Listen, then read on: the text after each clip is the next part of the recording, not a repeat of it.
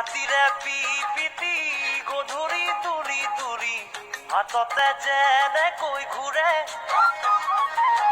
দৌৰোতে ভাগৰত তোৰে আজি কপাল দুচেও তিনি চেওকৈ ভাঙে তোৰ দৰে মদাহী দেখি ডাংকাটিয়ে খেদি আহিছিলে চাগে মোৰ বাট হৈ খেদি আহিছিলে চাগে